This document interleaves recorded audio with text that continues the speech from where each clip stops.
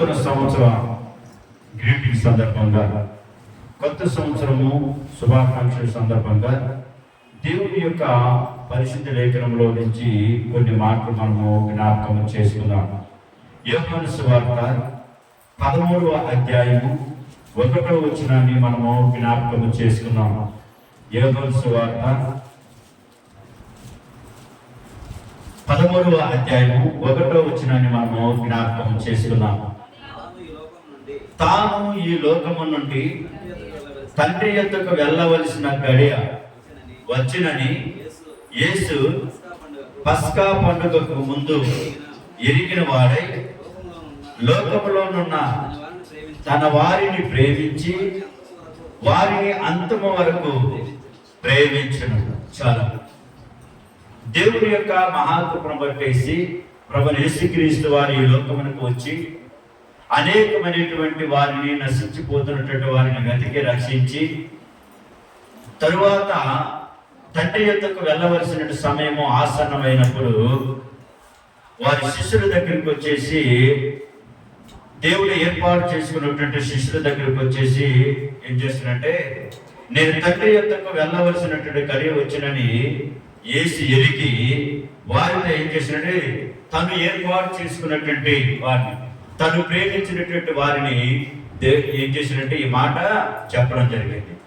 మరి ఎప్పుడైతే ఈ మాట చెప్పడం జరిగిందో అప్పుడు ఆ శిష్యులలో ఏమొచ్చిందంటే ఒక కలవరం అనేది ఏర్పడింది. ఒక కలవరము, అలాగనే వ్యాకుల పడటం అనేది వాళ్ళల్లో వచ్చింది. ఎవరు? ఆ యేసుక్రీస్తు వారు ఎవరైతే వారిని ఏర్పాటు చేసుకొని వారిని ప్రేమించున్నారో ఆ ప్రేమించినటువంటి శిష్యుల్లో ఇదంతా కూడా ఏం చేసినట్టే కలవరం వచ్చింది. మరి యేసుక్రీస్తు వారితో చెబుతున్నటువంటి మాట ఏంటంటే ప్రియజన, ఆ మాటను మనము ఆధారం చేసుకొని ఇక్కడ వ్యాకులు పడకొని ఆయన మిమ్మల్ని ప్రేమించుచున్నాడు అనేటువంటి విషయాన్ని మనకి ఇక్కడ చెబుతూ ఉన్నారు. ప్రియ దేవుడు, గడిచినటువంటి సంవత్సరంలో మనం ఎన్నోసార్లు ఏం చేసినట్టే వ్యాఖ్యలు పడి ఉన్నాము. ఎన్నోసార్లు మనం భయపడుతూ వచ్చాము.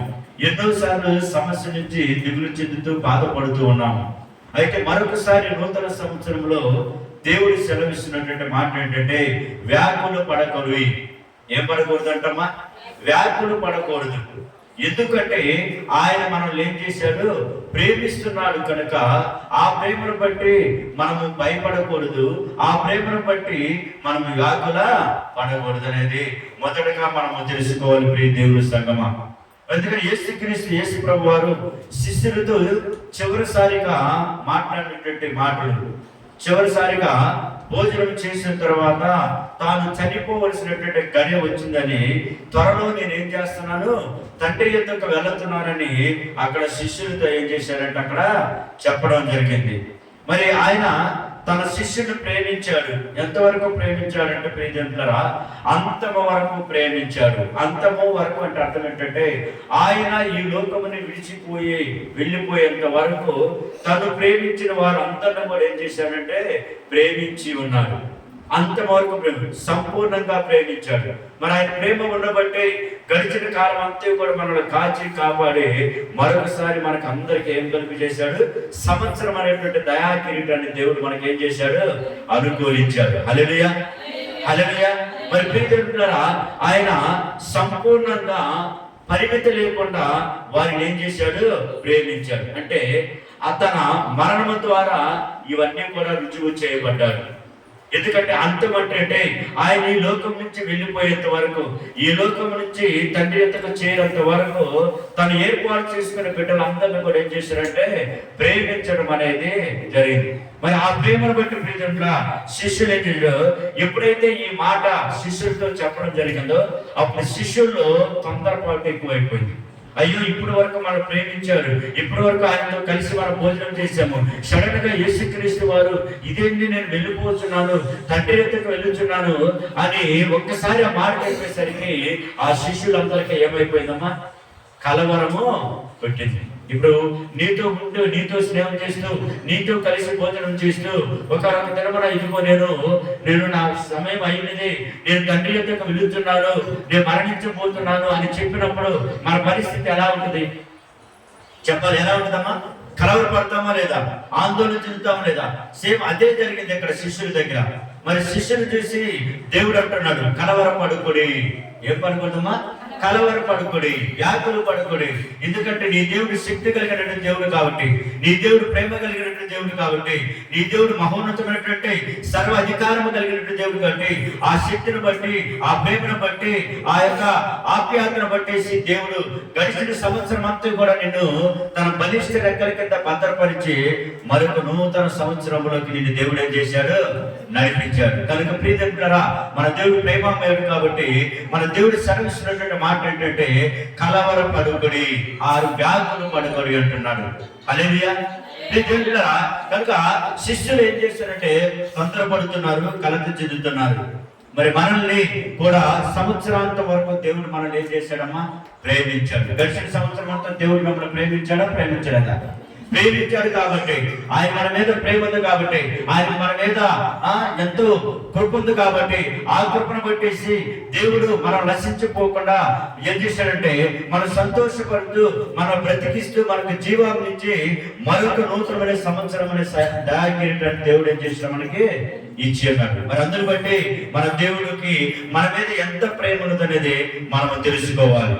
మనల్ని కూడా ప్రియమిత్రులారా సంవత్సరాంతం వరకు ఏం చేశాడు? ప్రేమించాడు. మనము దేవుని పిల్లలు మనం పిలువబడినట్లుగా తండ్రి మనకి ఎప్పుడు ఎలాంటి ప్రేమను అనుగ్రహించాడో చూడాలి. ఎందుకంటే మనం దేవుని పిల్లలమై దేవుని యొక్క మనుషుల్లో ఆ ప్రేమ మనకు కనపడదు. ప్రియమిత్రులారా, ప్రేమ అనేది గుర్తుపెట్టుకొని దేవుడు కనపడుతుంది కానీ ఈ లోక సంబంధించిన మనుషుల్లో ప్రేమ అనేది కనపడదు. ఎందుకంటే దేవుడు ప్రేమ కలిగినటువంటి దేవుడు. అందుకని ఆయన అంటున్నాడు, ఆయన మిమ్మల్ని ప్రేమించినని ఉంది.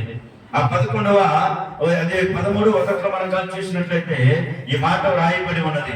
ఏమిటంటే తాను ఈ లోకము నుండి తండ్రి యొద్దకు వెళ్ళవలసిన గడియ వచ్చినని యేసు పస్కా పండుగకు ముందు ఎరిగిన వాడే లోకములోనున్న అనగా ఈ యొక్క ప్రపంచంలో ఉన్నటువంటి ఈ యొక్క భూ సంబంధమైనటువంటి లోకంలో ఉన్నటువంటి వారిని ఏం చేశాడు?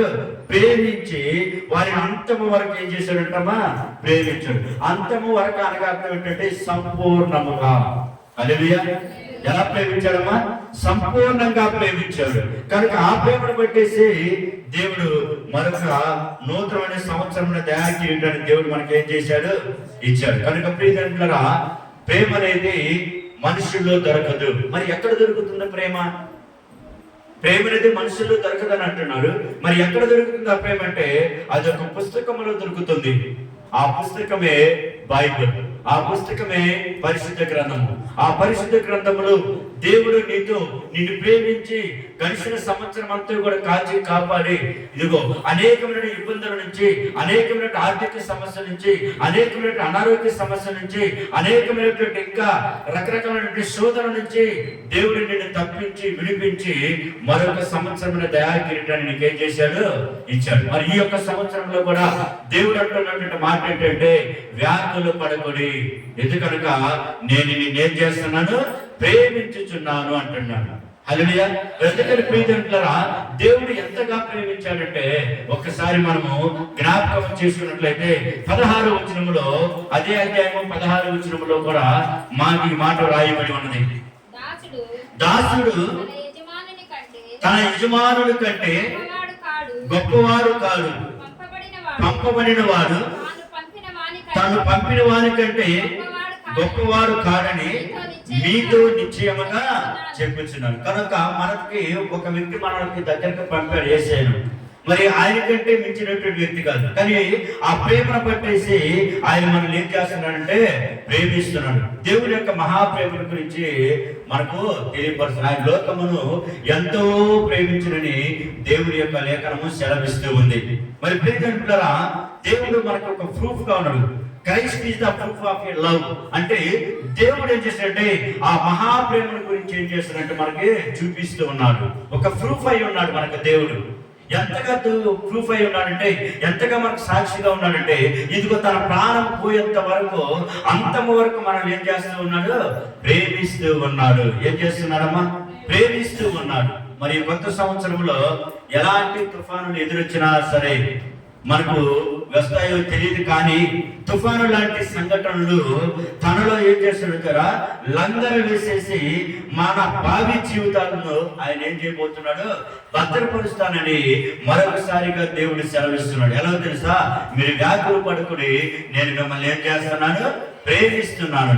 కనుక ఈ లోకంలో వచ్చేటువంటి సమస్యలు ఏమైనా ఉంటే, ఒకనా ఆ సమస్యను ముందుగానే దేవుడు ఎరిగి ఆ సమస్యలన్నింటిని కూడా ఏం చేస్తాడంటే లంకలతో వేసేసి మనల్ని ఆ సమస్యలన్నింటినీ ఏం చేస్తున్నాడు? బయటకు పిలిచి తప్పించి మనల్ని ఏం చేస్తున్నాడు? భద్రపరచబోచున్నాడు. మరి ఆ రీతిగానే గడిచినటువంటి సంవత్సరం అంతా కూడా ఆయన భద్రపరిచి ఏం చేశాడంటే మరొక సంవత్సరమైన దయాకిరీటాన్ని దేవుడు మనకేం చేశాడు? ఇచ్చాడు. అందుకని ఆ యొక్క ప్రేమను పట్టేసి తన శిష్యులతో చెబుతున్నటువంటి మాట ఏంటంటే, వ్యాకులు పడకుడి, నేను విడుచున్నానని మీరు వ్యాకులు పడకండి, నా సమయం ఆసన్నమైనది, నేను మరణించబోతున్న సమయం దగ్గరకు వచ్చినది, కనుక మీరు వ్యాకులు పడకండి. వారిలో ఉన్నటువంటి కలవరం చూసి, వాళ్ళు ఉన్నటువంటి ఆందోళన చూసి యేసుక్రీస్తు వారు ఏం చేస్తున్నారంటే వారికి చెబుతూ ఉన్నారు. ఏం చెబుతున్నారంటే కలవరం పడకండి. ఏం చెబుతున్నాడమ్మా? కలవరం పడకండి. నీవు ప్రియరా, ఈ యొక్క తుఫాన్ లాంటివి కూడా మన నీవు వ్యాకులు పడని అవసరం లేదు, ఎందుకంటే కృంగిపోని అవసరం లేదు. ఎందుకు? మన దేవుడు ఏమంటున్నాడు? చెప్తున్నాడు, కలవరపడవద్దు అంటున్నాడు, కృంగిపోవద్దు అని అంటున్నాడు. బ్రతుకుని దేవుని యొక్క లేఖనం ఏమని సెలవిస్తుందంటే, కీర్తన గ్రంథము 42వ అధ్యాయము 5వ వచనాన్ని మనం కానీ చూసినట్లయితే అక్కడ ఈ రీతిగా రాయబడింది, నా ప్రాణమా నీవేళ కుంగి ఉన్నావు, దేవుని యందు నిరీక్షించుము అని అక్కడ రాయబడింది. మనం కృంగిపోవాల్సిన అవసరం లేదు, మనం వేదన పడాల్సినటువంటి అవసరం లేదు, మనము వ్యాకులు పడాల్సినటువంటి అవసరం లేదు. ఎందుకంటే నీ దేవుడు కృంగిన వాడిని ఏం చేస్తానంటున్నాడు? లేవతీస్తానంటున్నాడు. హల్లెలూయా. మరి అందుకే 42:5 ఏం రాయబడిందమ్మా? నా ప్రాణమా నీవేళ కృంగి ఉన్నావు, నీవెందుకు వ్యాకులు పడుతున్నావు, నీవెందుకు దిగులు పడుతున్నావు, నీవెందుకు బాధపడుతున్నావు, నీవెందుకు చింతిస్తున్నావు, నీకున్న సమస్యలు బట్టి నువ్వెందుకు బాధపడుతున్నావు? బాధపడాల్సిన లేదు, నిరీక్షణ ఉంచమనంటున్నాడు. దేవుని ఏ ఉంచమంటున్నారమ్మా? నిరీక్షణ. ఆ నిరీక్షనే నిన్ను వ్యాకులు పడకుండా చేస్తుంది, ఆ నిరీక్షనే నిన్ను ధైర్యపరుస్తుంది, ఆ నిరీక్షనే నిన్ను సంతోషముగా చేస్తుంది, ఆ నిరీక్షనే నీ పరలోక రాజ్యానికి నిన్ను ఏం చేస్తుంది? చేరుస్తుంది. కనుక ప్రియ దేవుని సంగమా, దేవుని బిడ్డలారా, వ్యాకులు పడకండి. లోకంలో సమస్యలు వస్తూ ఉంటాయి, లోకంలో బాధలు వస్తూ ఉంటాయి. అయితే బాధను చూసి, సమస్యను చూసి, ఇరుకును చూసి, ఇబ్బందులు చూసి మీరు వ్యాకులు పడకూడదు. వాటన్నిటి నుంచి నేనేం చేస్తాను? తప్పించి మిమ్మల్ని సజీవులుగా నిలవబడతానంటాడు. మరి ఆ రీతిగానే గడిచిన 25 సంవత్సరం అంతా కూడా దేవుడు అనేక సమస్యల నుంచి మనల్ని విడిపించి, మనకున్న సమస్యలన్నిటి నుంచి లంకర వేసి, వాటన్నిటి నుంచి తప్పించేసి ఈరోజు మనకు ఒక సంవత్సరమైన దయాకిరీటాన్ని దేవుడు మనకి ఏం చేశాడు? ఇచ్చి ఉన్నారు. మరి దానిని బట్టి దేవుని మనము సంతోషపరచాలి, దేవుని మనం ఏం చేయాలి? ఆనందపరచాలి. అందుకని ప్రియరా, ఈ నూతన కాలంలో, ఈ నూతన సంవత్సరంలో, ఈ మొట్టమొదటి దినమున దేవుడు మనకి ఇస్తున్నటువంటి మాట ఏంటో తెలుసా? వ్యాకులు పడకుడి. ఏమంటున్నాడమ్మా? వ్యాకులు పడవద్దు. ఎందుకంటే నేను మిమ్మల్ని ఏం చేస్తున్నాను? ప్రేమించుచూ ఉన్నాను. భయపడవద్దు, కృంగిపడవద్దు. దేవుని ఏం ఉంచమన్నాడు? నిరీక్షణ ఉంచమంటున్నాడు. కనుక ప్రియరా, ఎవరైతే దేవుని మీద నిరీక్షించుతారో వారిని ఆందోళన నుంచి దేవుడు తప్పిస్తాడు, వారికి ఉన్న ప్రతి సమస్య నుంచి దేవుడు తప్పిస్తాడు. హల్లెలూయా, హల్లెలూయా. మరి ఈ నూతన సంవత్సరంలో ఎవరు కూడా ఆందోళన వ్యాకులు పడక ఉండండి. ఎందుకంటే నీ దేవుడు నీతో మాట్లాడుతున్నాడు. ఇదిగో నేను నేనేం చేస్తున్నాను? ప్రేమించుచున్నాను. హల్లెలూయా, హల్లెలూయా. సో మొదటిగా మనము జ్ఞాపకం చేశాడు దేవుడు. ఏం పడకూడదు? ఇంక మనము వ్యాకులు పడకూడదు. ఈ లోకంలో వచ్చే సమస్యలు చూసి వ్యాకులు పడకూడదు. ఈ లోకంలో రాబోయే సమస్యల గురించి వ్యాకులు పడకూడదు. ఎందుకంటే రాబోయే ప్రతి విషయం కూడా మన దేవుడికి తెలుసు. ఆ ఉగ్రత నుంచి, ఆ సమస్య నుంచి దేవుడు ఏం చేస్తాడు? తప్పిస్తాడు. కాబట్టి కనుక తప్పించబడాలి అంటే నీ ఎవరి యందు నిరీక్షించాలి? దేవుని యందు నిరీక్షించాలి. ఆనాడు యేసుక్రీస్తు వారు కూడా తండ్రి యొక్క చిత్తాన్ని నెరవేర్చడానికి తండ్రి యొక్క నిరీక్షించి చేశారు, జీవించారు. కనుకని ఈ లోకంలో ఉన్నప్పుడు దేవుడి యొక్క పరిచర్య, దేవుడి యొక్క చిత్తం మొత్తం కూడా నెరవేర్చి తిరిగి మరలా ఎక్కడికి వెళ్ళాడు? యేసుక్రీస్తు వారు తండ్రి యొద్దకు వెళ్ళాడు. కనుక నేను తండ్రి యొద్దకు వెళ్ళవలసిన గడి ఆసన్నమైనది, కనుక మీరు దానిని చూచి వ్యాకులు పడకుడి. దేవుడు సమస్తము చూచుతున్నటువంటి దేవుడు. నీ హృదయంలో, నీ ముఖ కవలికలలో ఏంటి, నీ దిగులుగా ఉందా, నీ ఫేస్ సంతోషంగా ఉన్నదా, ఏదైతే సమస్తం కూడా దేవుడు ఏం చేస్తాడు? చూచుతున్నటువంటి దేవుడు. కాబట్టి మరి ముందుగా వచ్చే సమస్యను కూడా తెలుసుకొని ఆ సమస్య నుంచి దేవుడు నేను ఏం చేస్తాడు? వేరుపరుస్తాడు. హల్లెలూయా, హల్లెలూయా. ప్రియమైన అందుకని నూతన సంవత్సరంలో ఈ 2026 సంవత్సరం మొట్టమొదటి జన్మన దేవుడు మనల్ని బలపరుస్తున్నట్టు మాట ఏంటో తెలుసా? వ్యాకులు పడకుడి, నేను మిమ్మల్ని ఏం చేస్తున్నాను? ప్రేమించుచున్నాను. హల్లెలూయా. మరి ఇంకొక మాట మనం చూద్దాం. కీర్తన గ్రంథము 139వ కీర్తన. కీర్తన గ్రంథము 139వ కీర్తన 10వ వచనాన్ని మనము జ్ఞాపకం చేసుకున్నాము. 10వ వచనాన్ని జ్ఞాపకం చేసుకున్నాము. అక్కడ కీర్తన గ్రంథము 139 10వ వచనము. అక్కడ నుండి నీ చేయి నన్ను నడిపించును, నీ కుడి చేయి నన్ను పట్టుకొనును, అంధకారము 10వ వచనం. అక్కడను నీ చేయి నన్ను నడిపించును, నీ కుడి చేయి నన్ను పట్టుకొనును. ఈ మాట ఎవరు పలుకుతున్నారంటే భక్తుడైనటువంటి దావీదు పలుకుతున్నటువంటి మాట. మరి దావీదు విషయంలో దేవుడు ఎన్నో మేలులు చేసుకొచ్చాడు.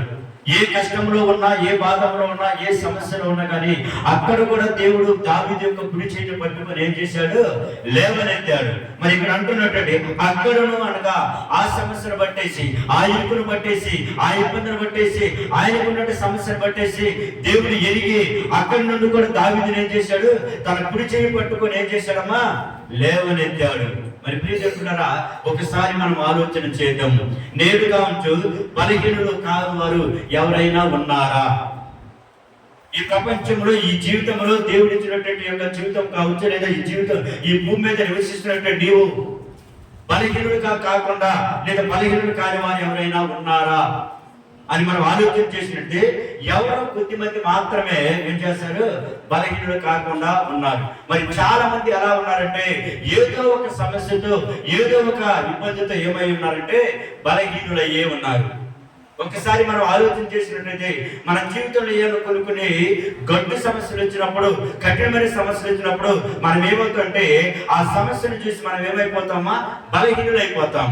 అయ్యో, ఈ యొక్క సమస్య నా గురించి ఎలా తొలగిపోయింది, ఈ సమస్య నుంచి నేను ఎలా బయటపడగలను అని దాన్ని ఆలోచిస్తూ ఏమైపోతామంటే బలహీనులు అయిపోతాము.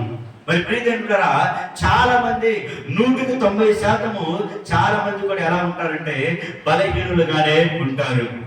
ఏదో ఒక బలహీనత ఉందని చెప్పేటువంటి వారు ఎక్కువగా ఉంటారు. సపోజ్ ఎవరైనా ఒక పలకరించామా, ఎలాగున్నామంటే ఆమె అంటది, ఏముంటావులే, ఏం బాగుందలే మా పరిస్థితి అని ఏదో ఒక ఆమెకున్న సమస్యను బట్టేసి ఆమె ఏం చేస్తుందంటే చెబుతూ ఉంటది.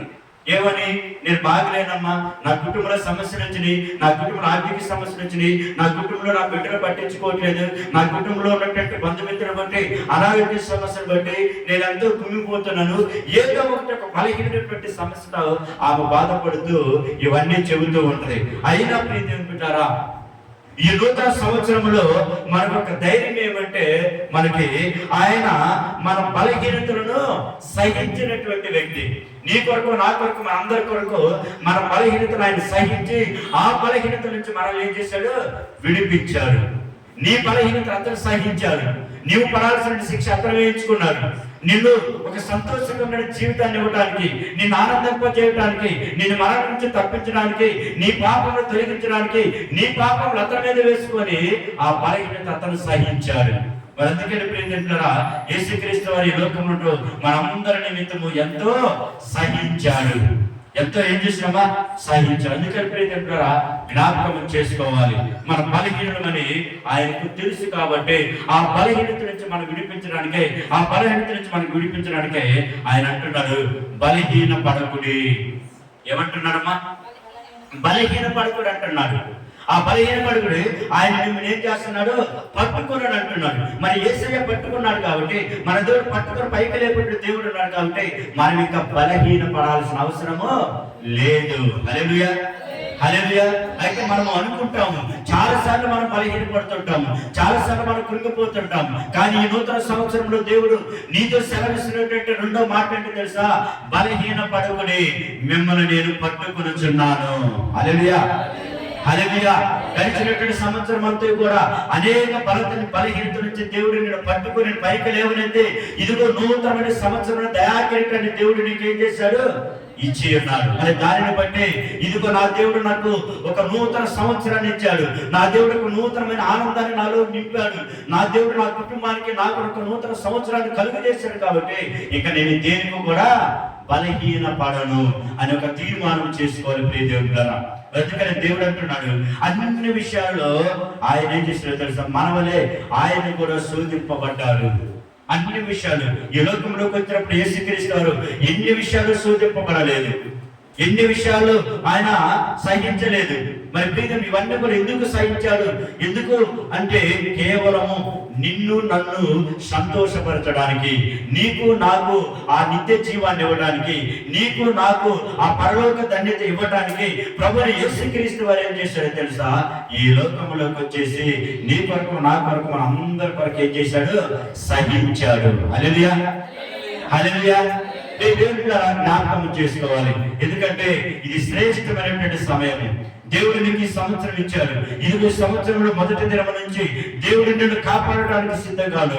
బలహీన పడుకుడు అంటున్నాడు, వ్యాధులు పడుకుడు అని అంటున్నాడు. నేను పట్టుకొని ఉన్నాను, ఆయన మిమ్మల్ని పట్టుకొని ఉన్నానని దేవుడు సెలవిస్తున్నాడు.